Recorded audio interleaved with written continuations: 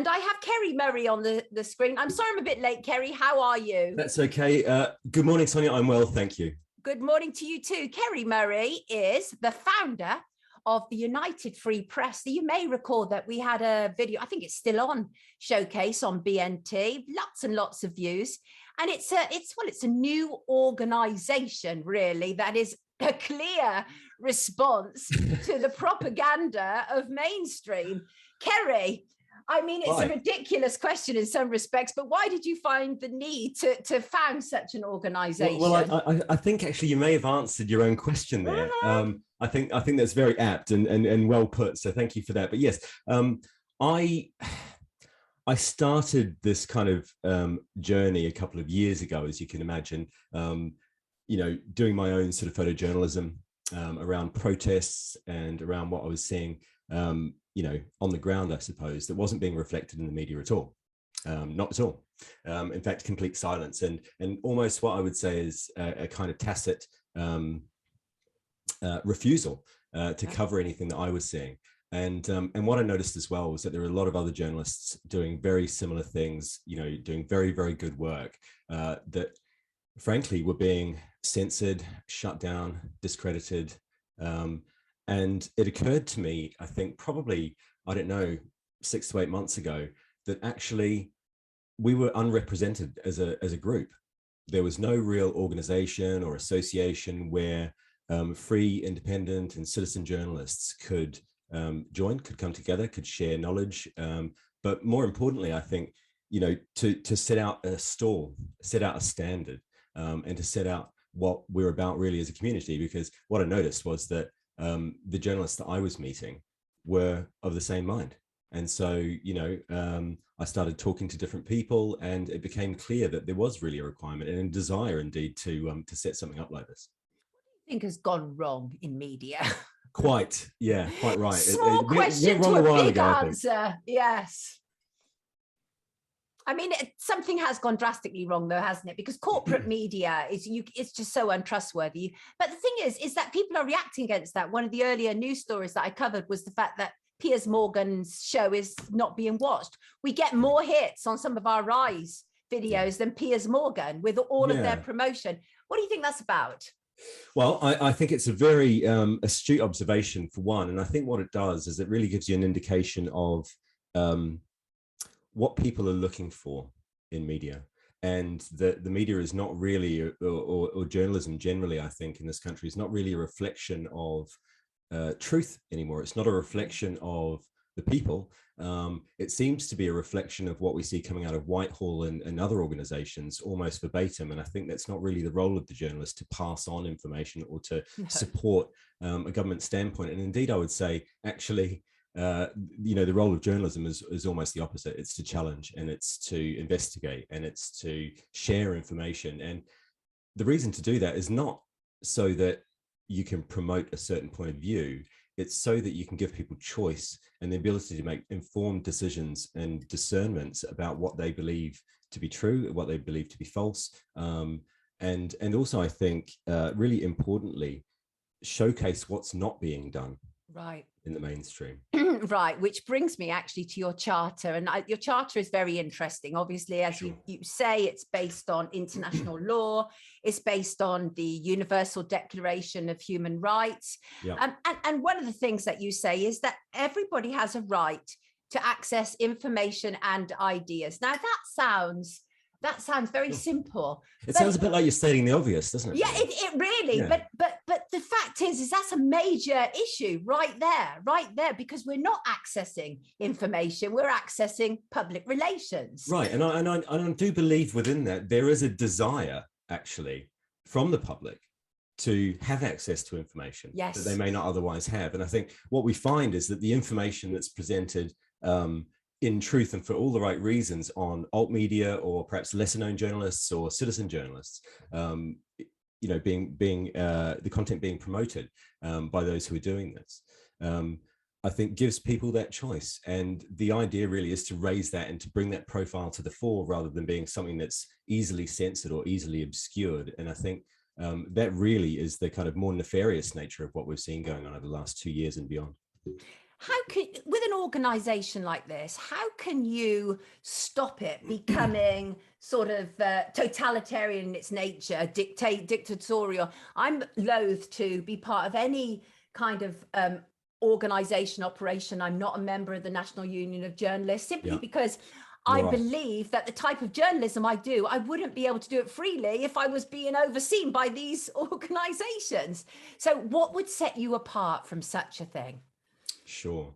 I think I get your point. And what I would say to that is that within any organization, you have to have objectives, and you have to have sort of, especially with a journalistic organization or association, you have to have some kind of standard that qualifies, right? And so that's really what the Charter of Ethics is about, is to say, well, you know, this is how it is. Please, you know, we invite everybody, anyone from, you know, legacy media right through to young and citizen journalists to become involved in this. And really the point of that is to say, well, you know, please come on board. Do you agree with this Charter of Ethics? Is this something that you hold your own journalism to in terms of a standard, right? And I think that's pretty much universally accepted. And so that's how we'll be judged. And that's all of us will be judged against that charter, and we'll be judged against our work. But in terms of how the organization runs, I mean, obviously, you know, I'm a chairman and founder, and I've set out many of these things, and I intend to promote them and make sure that they're not in any way somehow watered down. And so you do need to make sure that you're upholding a certain standard and a certain, I think, a certain attitude, right? Yeah, absolutely. And I like your first point straight away. Respect for the facts and for the right of the public to truth is the first duty of the journalist. It is. Sure. It simply is. It's like, I literally, like, I've been around, you know, in mainstream media 3 decades, and it shocks me what it's become.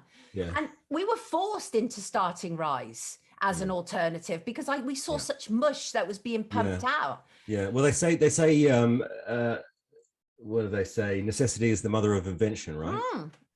And I think that's true in this case. I think it became a necessity, right? And the reason partly for that is not only to establish a credible, free press corps, it's also to set out that standard, as I say, you know, and make sure we're holding ourselves to something which I think is better, right? Which I think it's better than what we see coming out of the mainstream. And that's not necessarily an attack on the mainstream. It's just that I think there's been a, you know, it's kind of lost its way. Journalism generally, right? And, you know, 100%. For me, not having spent, you know, I haven't spent 3 decades in the mainstream, and I don't envy you for that, actually, if I'm frank. No. But, you know, I think we've set out our stall, and we've shown what we're about. And, you know, for me personally, I think journalism and media generally, but particularly journalism and the portrayal of truth and the investigation of truth is a noble cause. Right. And I think most people believe that, right? I think most people believe that it should be. And so for us, as maybe lesser known citizen journalists, independent journalists, it's for us to gain credibility. But it's not a credibility that I necessarily am looking for from a mainstream or legacy media. That's not, you know, it's not a case of asking if it's okay. It's just a case of doing what we do. I think it's necessary what you're doing, because, and the reason I say that is, having spent that amount of time in mainstream, I know what mainstream journalists and broadcasters think about alternative media. Sure. And oftentimes, and I've been critical too, my issue is, well, mainstream we know is propaganda, they water it down, they sanitize, they do all manner of things. But alternative media, which is often internet based, frequently lacks that due diligence, which is so necessary. And that's why, like, for example, Dr. David Cartland, who just came on before you, he was very clear to bring his facts and his stats, because that's what we need, right? It is, absolutely. Yeah, I couldn't agree more. I think you put it really well. So how do you intend to be different? By sticking to this charter? Can anybody join? So long as you believe in this charter, so long as your journalism and your sort of body of work is representative of that, and you hold yourself to that standard and believe that that's something sustainable for you. And also, I think there's something in there about wanting to achieve more, wanting to do more, wanting to come together and associate with other like-minded journalists, and really and really push this to the fore, because as you rightly say, I think there is a perception that alt media is sometimes just activist media. Right. Exactly. Right? Unchecked. Absolutely, absolutely. And for me, this association is absolutely open to any credible journalists, whether they're paid, unpaid, young, 100%. old, citizen, retired, whatever. It doesn't matter to me. What matters is that that you have a belief in what we're doing, that you have the conviction in what you do that aligns with this Charter of Ethics. And that you want to do this for the long term. This, I think, to a large extent has been brought together by many of us, myself included, who haven't spent an entire career already in this. But it's something I think that a lot of us have felt compelled to do. And it's something I think many people have a desire to really embrace and get into. And certainly for myself, I'm a journalist, right? So I don't need to ask anybody's permission. I just need to do what I do and do it to the best of my ability. And I believe I should hold myself to a really high standard for that. Right. So who's in it so far? Who are the members so far? Sure. So there are many. It is growing all the time. I'm going to bring up our initial list here, but there are several. So I'm sure you're familiar with Oracle Films. Yes. Oracle Films have come on board very early in the piece and helped get this off the ground. They produced our wonderful launch video, which is tremendous. So you can see that kind of quality that we're sort of trying to establish. And that we're trying to get out there. And I think it is about that credibility piece, right? It's about saying, no, there are those of us who may not be part of mainstream media, but are equally credible. And in fact, oftentimes much, much more. I mean, it is so important now moving forward that we do have something like this established. Mm-hmm. And, the thing is that you are literally just starting out. So there's going to be mistakes and you're going to have to refine, and all of those things are going to have to take place. But generally, when I looked at your charter, I didn't have a major problem with it. I'm glad to hear that. I'm glad to hear that. And I think that should be fairly easy, right? I think the charter should really speak to common sense. It should speak to the kind of journalism, I think, that if you had a blank sheet of paper, you'd probably put that down. Exactly. Give us a parting word, please, Kerry. A parting word. Yeah. My parting word really would be both to any journalists out there who have read or who wish to read, are interested, believe in what we're doing, to really read that Charter of Ethics and to get in touch, because I do believe that there are many journalists out there, in the mainstream included, who are not only sympathetic but feel slightly hamstrung by the world that they're in, and this hopefully can be an antidote to that.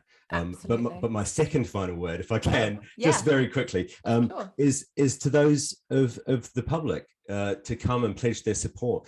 Come to unitedfreepress.org, which is our website. Come there and sign up and support us. We're always releasing new people who have signed up, new supporters onto our supporter wall, and that gets updated every few days. And so we're about to release the second batch. Growing quickly. It's growing really, really quickly. Yeah. Brilliant. Excellent. Thank you so much for joining us this morning, everybody. Kerry Murray, founder of the United Free Press. Take good care of yourself. Have a good weekend.